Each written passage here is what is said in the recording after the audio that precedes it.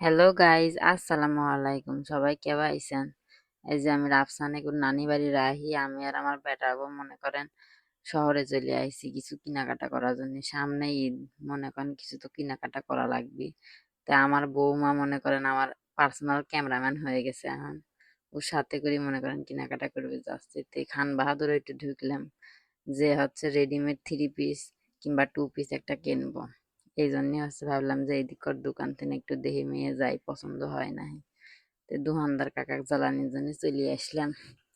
একটা একটা করে বাইর করতেছে, একটা একটা করে দেখতেছি, কিন্তু পছন্দ একটাও হচ্ছে না ঠিক মতো করে। আমার আমার বেটার বউ মনে করেন কিছু কবাই লাগতেছে না, কি সুন্দর করে ভিডিও করতেছে।